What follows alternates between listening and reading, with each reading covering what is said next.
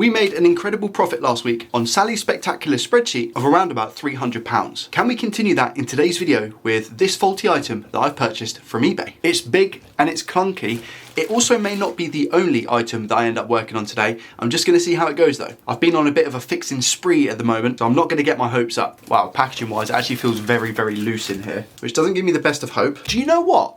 The condition isn't that bad. I paid a total of £170 for this console, so if we can fix it, we're looking at quite a nice profit. If not, then it's GG. Looks like it had some sort of a sticker on the front here. I think, oh wow, okay, fine. So we have no label at all. I don't know what the serial number is or anything. It might not even be a real Xbox. Ports all look okay. HDMI port, USBs, etc. But our chance of fixing, because of the fact that it's already been opened, have probably been reduced by about 50%. Another 10% because it doesn't have a sticker. Fault with this is no power. So we're gonna plug it in and see if it does have power. Hence the reason this might be the only thing I fix, or try to fix, should I say, because it could take me down an absolute spiral. Does it power on? I heard a crackle, which might indicate the power supply itself is good. Okay, do we get anything? No, completely dead. Nothing at all. Sometimes the ribbon connector for this, the Nexus connector, can be ripped off the board. That can cause no power because the button's not connected. Let's get it open and see if we can fix it. Even though I dread it when somebody else has been inside of a console before me, I think it kind of makes for a more entertaining and better repair content-wise for you watching. More often than not, you have to kind of, you know, think about the reason as to why somebody would actually be inside this console and then list it on eBay as faulty. Usually it's one of two things. They've tried to clean it and something's gone wrong, or they've just really quickly checked the power supply to see if that's working. And if it is working, they then don't know what to do with it and list it on eBay. Initial inspection, I don't have the rubber gasket that goes around to secure it in the actual Xbox. This stuff is filthy. Like, look at how grubby all of this stuff is. And those are handprints. So when somebody's been inside here, they've had a big bag of Doritos beforehand, by the looks of it. We have a bunch of missing screws, as well as screws put in back incorrectly. So again, not feeling too confident. I'm gonna take it down to the first board to have a look at the Nexus connector and just make sure that we definitely have power on the power supply itself, or in the power supply, I guess. Just to make sure we definitely have power, I've just plugged the power in. I'm just gonna measure to make sure we have 12 volts. Okay, do we have 12 volts on the top connector? Yes, we do. We have 12 volts there. Do we have 12 volts on the bottom one? Yes, we do. Okay, so the power supply, I think, is okay. Secondly, do we have a 12 volt short? I don't think we do because we've just measured it and we had 12 volts on the power supply. No short on the top board, good. And no short on the bottom board either. So we don't have a 12 volt, no power short. So I'm gonna take a closer look at this Nexus connector and see what's going on. Okay, Nexus connector, how are we looking? Oh, yeah, you're not looking too good. Oh, this bit is completely smashed up. Oh, maybe we do just have a bad Nexus kit. Yeah, definitely not how it should be. Could just be a bad Nexus connector then, which again would be amazing. How is the other connections? Yeah, that one looks okay. And the fan also looks okay. We're not missing any components from the Nexus connector itself, but maybe it just wasn't going in correctly, the actual ribbon cable itself. And one of those pins definitely looks bent. This one. So I don't think that's making a very good connection. So I'm gonna get this Nexus connector off the board. I'm gonna have to salvage one from a donor board because I don't have them new. And maybe we might just get this Xbox Series X fixed. Let the soldering commence.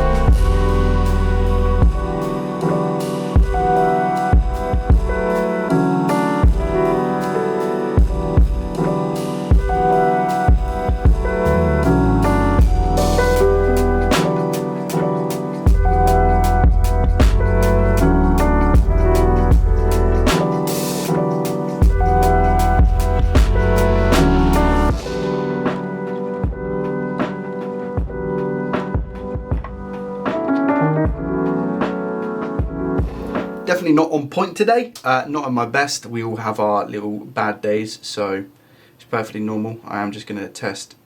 Oh, okay, so that one isn't connected to the pad, so I need to go over that. Neither's this one by the looks of it, or this one. What? That one's fine, and obviously this one is okay. That one's okay, that one's okay, and that one's okay. But these aren't.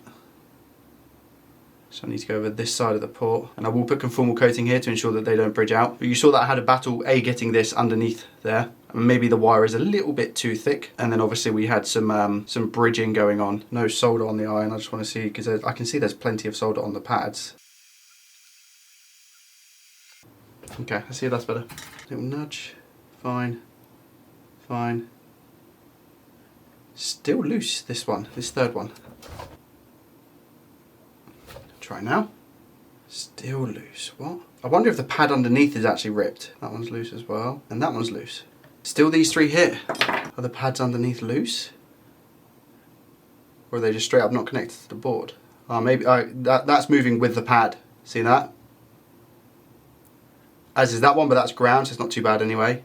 And this one, I think the pad is moving with it as well. Okay. A good way to confirm and double check this is with a multimeter and just make sure that we have a connection from point A to point B. So I'm pretty sure this one's ground, which it is. This one also ground. This one goes to here, which it does, as you can hear. This one ground. This one going to here, which it does. And subsequently here. Nice. This one ground. This one, maybe not ground. This one not ground, this one not ground either. But from here, these three share the same pad, and this one doesn't bridge with any of the others either. So we should be okay. Nice. What I'm going to do now is just put a tiny bit of conformal coating just here, just to make sure that they don't bridge. There we go. See if I can maybe just push it back a little bit.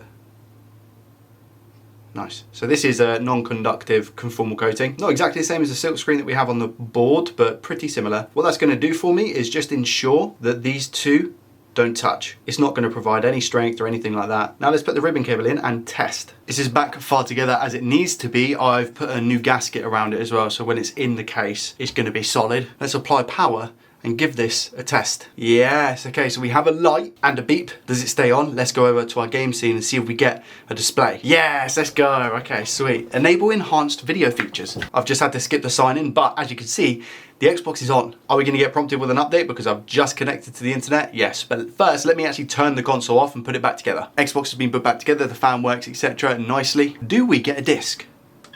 No, unfortunately not.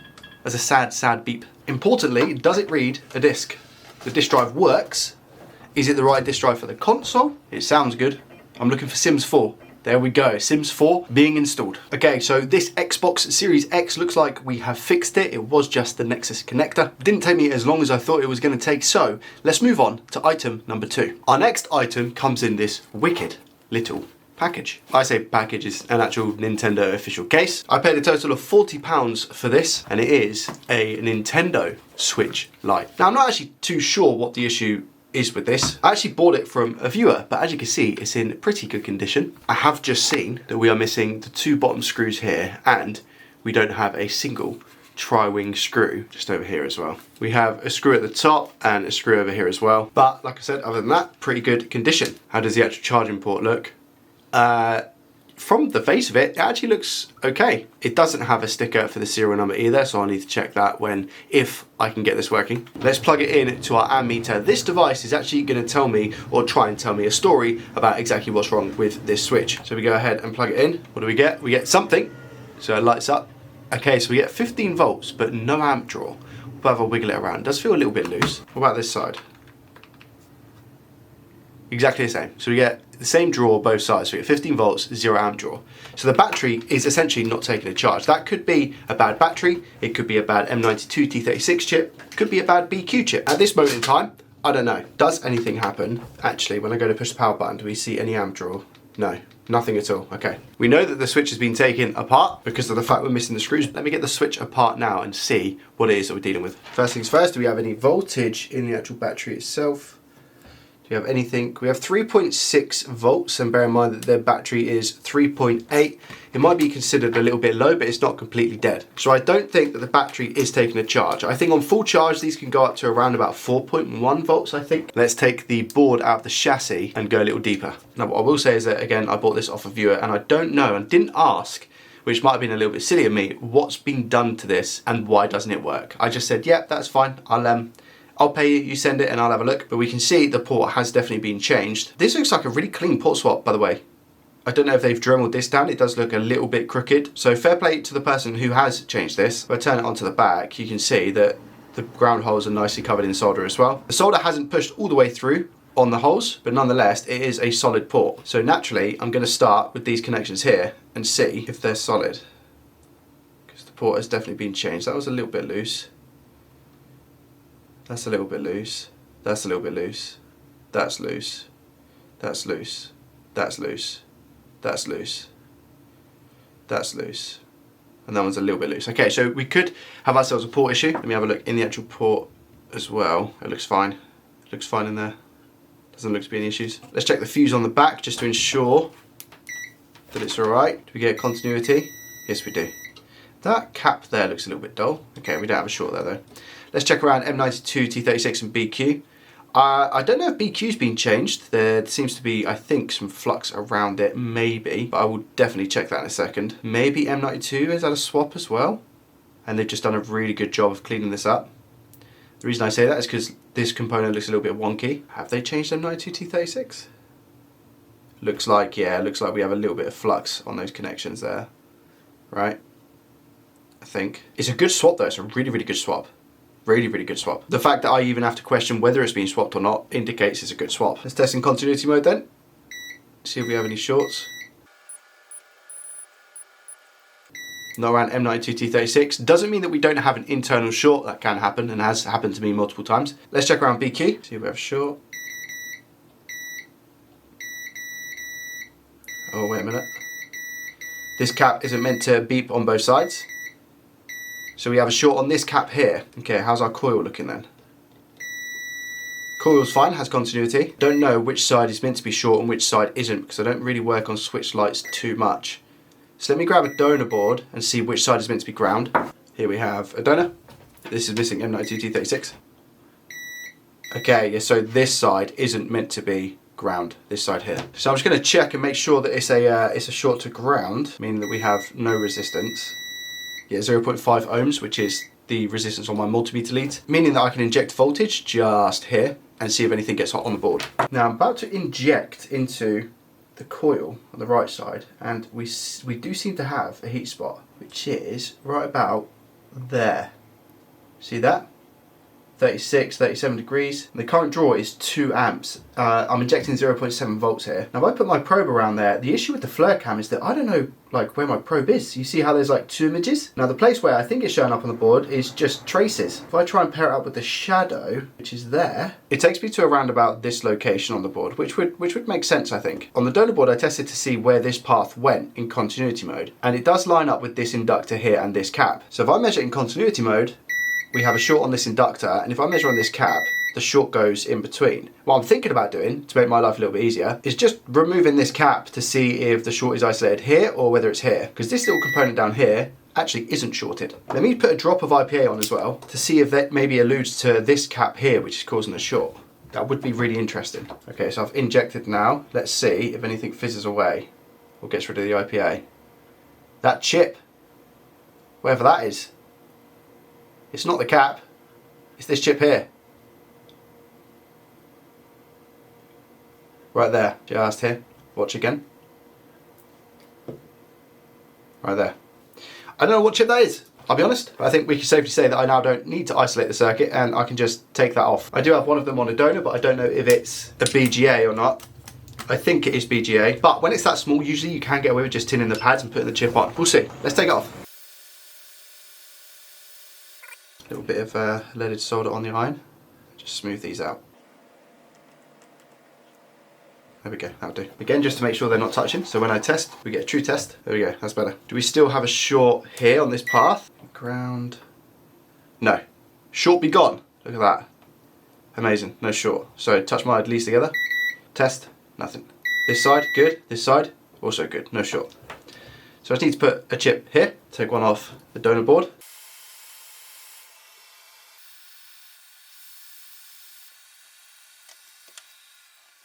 More flux, and hopefully it jiggles into place.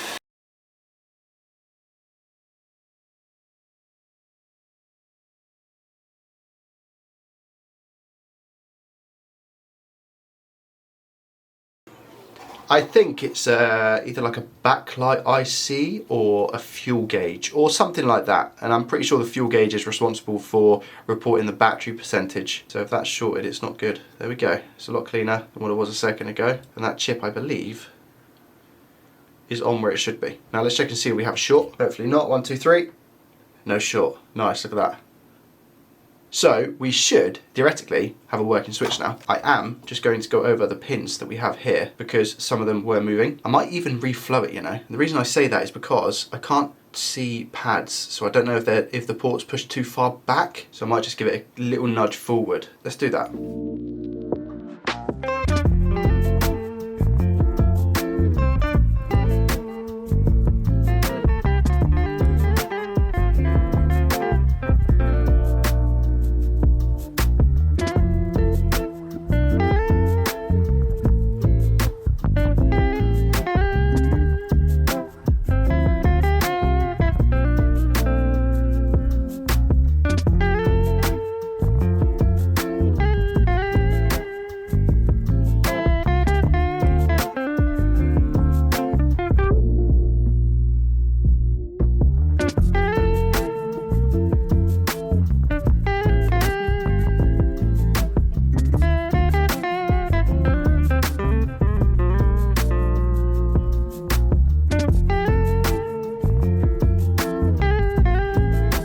I don't believe that all of these are connected, but again, I find myself struggling with the tips and stuff that I have. I think I tried like 4 different tips there to just try and get a decent bit of solder bondage, you know?